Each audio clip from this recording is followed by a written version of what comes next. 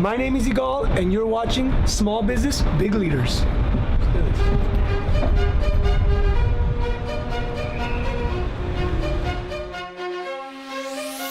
Join us as we find, follow, and feature courageous, committed, and culture-oriented business leaders on Small Business, Big Leaders. Welcome to Small Business, Big Leaders, and today I have a treat for myself and for all of you. We have Joe Apfelbaum all the way from Brooklyn, New York. He's in San Diego today, so I asked him to come out and interview for Small Business, Big Leaders. Joe, thank you so much for being here. Thank you for having me. This is really exciting. I'm stoked. I'm pumped. I know you have tons of energy. Oh my gosh, I was just in La Jolla, and you should, if you ever go to La Jolla, if you ever go to the coast there, where they have like it's called the pool area or something, and they have seals and they have birds and magnificent mountains. The inspiration there is really incredible. Have you ever gone there, like by the coast? It's just so incredible. And oftentimes people go there and they're there, but they're not present. They're on their phones. I see people are on their phones, and I put my phone away and I was present for the moment there. And let me tell you, it was breathtaking to be able to be present with that. Awesome. Just incredible. It's so beautiful here. Nice. So we want to talk about Ajax Union, your business. Yeah. We want to talk about leadership today, like we do on Small Business, Big Leaders. Awesome. So tell me how Ajax Union started, what you guys do, and if we get lucky, he's going to rap about it. Let's see if it works out. So. All right, awesome. So Ajax Union is a digital marketing agency based in Brooklyn, New York. We do lead generation, lead nurturing, and account-based marketing. So essentially, we'll find a company that works with other companies that has a sales team, that has a marketing team, and we'll support them by creating a marketing strategy. A lot of people are flying. They're doing SEO, they're doing social media, and they don't really have a strategy. And therefore, their marketing people and their salespeople are not working on the same page. We'll go in there, we'll identify what they're doing right, what they can be doing better, and we'll create a plan for them to be able to play full on, to be able to not only get leads, but get the right type of leads. And you know, working with companies as a coach, the wrong type of lead will not only waste money, it won't make you profit, and it won't push you along. And especially if you're a company that's doing a few $1 million a year, it's so much more important not to just get any customer, but to figure out who your target persona is, your most ideal customer, your most profitable customer. You know, when you're looking at business valuations, you're looking at what is the longevity of a client? What is the lifetime value of a client? And the more longevity you have with a business, the more valuable the business has, the client has, and the relationship is in general. So we're very, very big into understanding somebody's business. A lot of marketing companies out there, they're great at marketing. They're really great at creating designs, and they're really great at coming up with interesting ideas to market you, but they don't necessarily understand business from a business perspective. Our competitive advantage is that not only we're an amazing digital marketing agency focused on B2B companies, we really understand business, and we also understand how to get things done. Have you ever met a creative person? They like new ideas, starting new things, but they don't necessarily get anything done, finished all the way. We do something called the Strength Finder test, and we spoke a little bit about this yesterday in our walk. There's a test called Strength Finder 2.0. There's a book, there's a test, go online, and you can figure out what your strengths are. Out of the 34 strengths that human beings have, there's the top 5 strengths that everybody has. If you're a strategist, you're not necessarily the best executor. If you're an execution, you're not necessarily the best strategist. So you want to figure out what your strengths are. One of my top strengths is being strategic, being an activator, starting things, being futuristic, being competitive, so I need to win. I always need to be the best. And my favorite is being an ideator, coming up with ideas and getting invigorated by new ideas. That makes me a really great CEO and a really great visionary. It would not make me the right person to be finishing things. Yeah. An activator can start things, but that means that his weakness is finishing things. So we learn about our employees. We make sure that everyone's in the right seat. And because of that, we have the business strategists, we have the executors, and we get everything done. Awesome. Great segue into how you run your company with your employees. I watch your Facebook Live. You're on all day, every day. You're very transparent, very authentic. And a couple of things that you've shared on there is that you take your employees to courses, you have them read books, you get them Blinkist, you took them to UPW. Yeah. So why do you feel as a business owner that that's important in running your company? Well, I didn't always feel that way as a business owner. So when I started my business 8 years ago, I just wanted to grow a company. I wanted to make a lot of money. I wanted to make an impact. I actually wanted to create jobs. But I didn't think of developing myself. I didn't think of developing employees. I didn't believe in coaches. I thought I was like, I'm the smartest person. What can I possibly learn from anybody else? What can I possibly learn from reading books? I'll read books about technical skills, but about attitude, about self-improvement, like who needs to improve? I'm the perfect person. I'm doing great. Meanwhile, I'm 80 pounds overweight.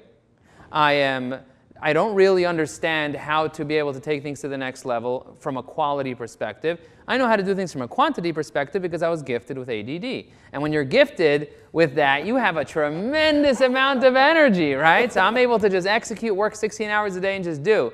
But sometimes at some point, just doing and doing and doing and doing and expecting different results is a little insane, right? So what you need to do is you need to figure out quality over quantity at some point. So we had 75 full-time employees servicing 1,000 companies, and we were on the Inc. 500, number 178, one of the fastest growing companies in the United States, and we were adding 50 clients and losing 50 clients. And something had to give. I needed to figure out, what am I doing wrong? So I went around looking at the best agencies that were stable, not fast growing necessarily, but stable and successful. And what I realized is they had fewer employees and fewer clients, and higher quality employees and higher quality clients. So I went back and I said, you know what? I have to make this decision that if I really want to improve my company, I first need to improve myself. So I first lost 80 pounds, and I transformed my whole life. I hired a bunch of coaches. I started taking myself seriously. And that meant I also had to be there for my people and transform my people. So I took them to Landmark. I took them to UPW. Every book that I learned, I made it a must-read. Like, for example, a few books, but one book that I made it a must-read for every single employee is Getting Things Done by David Allen. It's a framework for project management, for getting things done, and most people don't know how to get things done. They just do things, but there's a way, there's a method to the madness, and I made every single employee I bought a book for every single person. I made them read them. I made them read the audio course. So they say that if you don't train your employees, like there's a conversation the CEO had with the CFO. The CFO is like, oh, what if we train our employees and they leave? The CEO looks at the CFO and is like, what if we don't train them and they stay, right? So we have to train our people, and it's our responsibility to train them. And you know what? I once was really upset because I trained an employee. She started off as an admin, and she became a project manager, then a strategist, and I was all pumped. She was going to take her to the next level, and then she left to go work for Walt Disney. And I was really upset. So I was speaking to a fellow entrepreneur that's a mentor of mine, and I was like, I'm really upset. He's like, you know what Jack Welch is most happy about? When people that work at GE and learned how to be leaders, they go out and they open up their own companies and become leaders. Yeah. You need to be proud of this person that went out and went to go be a leader somewhere else. You built them up. They came with you with no skills, with nothing. They were an admin, and you built them up to the level of them then being a senior executive at a company. You should be really proud of what you accomplished. And that completely changed my mindset on training employees and allowing them to be. It's just so amazing to be able to see the people that come in and what they're able to do after they get this training. So you lost 80 pounds. Now that's huge. I went on a long walk with you yesterday, and you're always running. What happened health-wise when you lost 80 pounds? How was productivity? How was your mindset?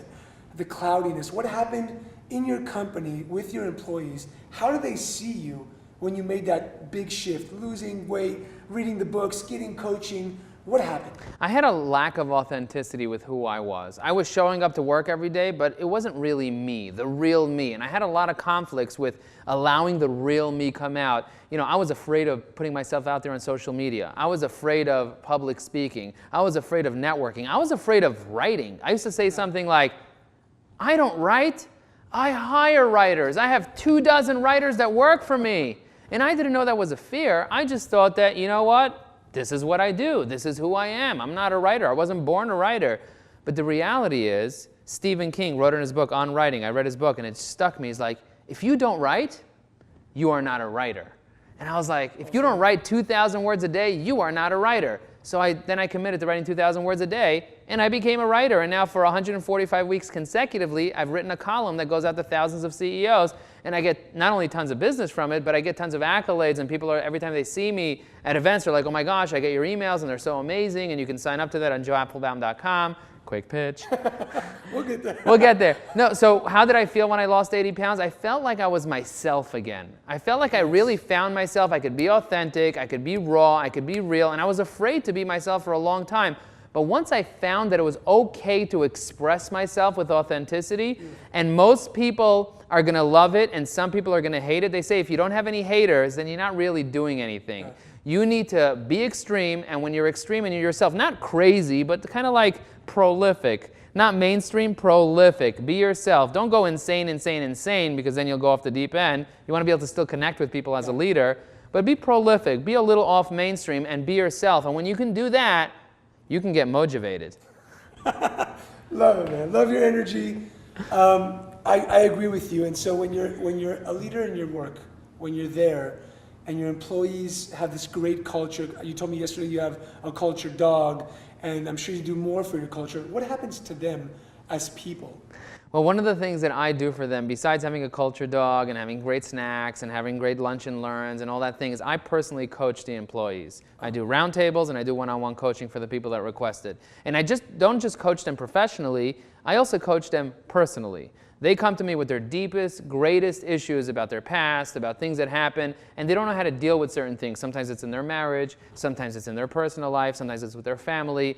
And I'm able to help them be able to change their language and change their perspective so that they can have a breakthrough. And when they're freer from all that emotional baggage, they're able to execute at a much higher level, and our clients see it. Our clients tell me, Joe, stay out of the meeting because your employees are kicking butt. They're amazing. Whatever you did to bring these people together and then train them to be able to be authentic and real and on. You know, when you walk into a room and the people around the table are just on and they're full of life, you feel it, you know it. And for me, if I'm able to do that for them and free them from those emotional shackles that they're kind of like stuck, that's really the key. That's where it is. It's not so much, you know, I went for a tour of Zappos a few years ago. I was there 2 weeks ago. Cool. Yeah. So I went there a few years ago, and one of the things that they're really, really proud of is that they have a full-time coach that works there. Yeah. I'm the full-time coach at Ajax Union because first of all, I enjoy doing it. That's really something that I do. I also do it publicly on my podcast. But not only do I enjoy doing it, I'm really good at it because people tell me that they get real results, whether it's losing weight, whether it's having better relationships both at home and at work, or whether it's being able to have a more stable personal income. I had an employee that came to me and like, I'm really worried about saving money. I'm really worried about being financially independent. And then I asked them about how they're saving, how they're investing, what they're doing, and they had absolutely no plan. And I gave them a very simple plan. We worked together to create a very simple plan that matches what they're looking for. And now they've told me that they feel like a ton of bricks is removed from their shoulders. I feel like some people think like business and personal, you got to separate it. And to some degree, for those people, it makes sense. But if you really want to be one person, you only have one calendar. You only have one time. You have only one mind. You only have one heart. You have two eyes, but you only have one butthole. So you got to be very careful what you put in your mouth, what you put in your mind. You know, you have 2 ears, you can hear different things going on, and you got to use your judgment to figure out what you're listening to and filter it. But you only have one heart and one mind, and you're only one person. So be one person and be the real person everywhere, both at home and at work. Love it. So you touched on relationships. Let's go into not just being a leader at work, but being a leader at home. You're a husband. Husband, five children. 5 children. Yeah. How do you, I use the word balance, some people don't like it, but how do you make sure that both sides are happy with you, you're happy with them, and everything runs smoothly? Being a business owner, lots of clients, well not so many, but you brought it down, but having that drive that you have and that energy, it's hard to sometimes keep up with home, and home sometimes keep up with work. It's one of the biggest issues. Yeah, a lot of people. So what do you do? How do you keep that balance? A lot of people believe that you have to keep it balanced. You know, there's a lot of people that talk about work and life balance, and I think for me, life is the same. Work and family, it's all kind of like the same. Integrated. And it's integrated. It's not really, for me, it's not so much of a balance. It's about what is needed when. So if there's a big urgent and important thing going on in my family, my work could wait. If there's a big urgent and important thing in my work, my family can wait. But for the most part, I know what I need to give each individual kid. I know what I need to give each individual person in my family, whether it's my parents, my wife, my children, my siblings. I know what I want to give them and what they need, and I'm constantly measuring the relationship. I'm asking my kids, am I spending enough time with you? Do you feel like daddy's with you enough? Do you feel like I love you? And I ask them a lot of questions to try to kind of measure where I am with them in the relationship. And sometimes they say, you're spending too much time with me, Daddy. It's okay, go to work. Daddy, have a good day, you know, and I have to like, you know, step off their toes. My wife tells me the same thing because I'm very intense. So people don't want me around the whole time, not at work and not at home. When I'm in the office, a lot of things are moving around. When I'm out, people are like, you know, we can get things done faster because I'm coming up with ideas and I want to change things, and I want to improve things, and the same thing in the house. So my wife's really happy when I leave the house. And my kids love me there when I'm there, but they also love me when I'm not there. So for me, it's about how can I be present where I am. That's why I started this conversation with being present, is because a lot of people are home, but they're on their phone working. And they're at work, and they're on their home arguing with their spouse. Yeah. You know, so you want to be able to be present wherever you are. And if you can be present in that moment, if you can go to La Jolla and watch and be present, then you have a beautiful life. But if you're constantly worrying about work when you're at home, and you're constantly worrying about home when you're at work, then you don't have that balance. You don't have that chi. You're not one with what you're doing. You want to be in the zone, and that means understanding the difference between quantity and quality, the difference between being efficient and being effective. There's a very big difference. Stephen Covey talks about this in his book, The 7 Habits of Highly Effective People. He doesn't say the 7 habits of highly efficient people. He says effective people. There's a very big difference between being efficient and spending a lot of time with your kids and trying to pack it all in while you're still texting, and being effective, making an impact, making a difference. And me, I'm all about making an impact. So it's getting that feedback from everybody around you that you hear enough, or like your wife says, you hear too much. How are we doing? How are we doing? Yeah, you got to survey. Clarity, not just in work. So what I see a lot of times with clients is that they're very clear sometimes with work. Feedback, and at home they don't get that. They don't ask that. They're not measuring. And I think that's a great tip that you just gave. I have 7 daily habits that I'm always thinking about. These are 7 very important daily habits that I share with people. If they say, Joe, what's that one thing that you want to leave me with? And I say there are 7 things I can leave you with, because that's how I roll. You ask me for one, I give you 7. 7x, 10x. So for me, it's number 1, measure. That's the most important thing. Number 1, I get up in the morning, I weigh myself every day. Accountability, right when I weigh myself. There's a lot of different things that I measure in my life, but the first thing is my weight. How much do you weigh every day? If you're conscious about how healthy you want to be, one of the KPIs, key performance indicators you want to measure, is weight. In my business, it's cash flow. Cash in, cash out. How much cash do we have right now, and how can we leverage that cash? That's number 1, measure. Number 2 is water. A lot of people don't drink enough water, and water, your body's mostly water, your brain's mostly water, this world is mostly water, and most people don't have enough water in the system. Number 3, gratitude. We talked a lot about gratitude, and gratitude is the way to get your mind and your heart to work on the same wavelength, so you could be in the zone, you could be happy. They say you can't be grateful and angry at the same time. So it's very important to understand gratitude, learn about gratitude, and take action with gratitude, and bring gratitude more into your life. Number 4 is communication. A lot of people forget to communicate with their spouse. They forget to communicate effectively with their children. They forget to communicate effectively with their leadership team, with their customers, with their competitors, with their vendors. Every day I have my daily 7, my weekly 70, my annual 365. Like, I have a list of people that I'm communicating with on a regular day. And if I don't communicate, and you see me communicating on Facebook Live with my Mojo Nation, I need to communicate effectively every single day. That's number 4. Number 5 is every single day learn something new. I read a Blinkist, at least 3 Blinkists every single day. They're book summaries. Download the app, Blinkist.com. So Blinkist is a really powerful app, but I also read other things and I learn other things. I learn Torah every single day. There are certain things that I need to learn every single day in order for me to keep learning and feeling fulfilled.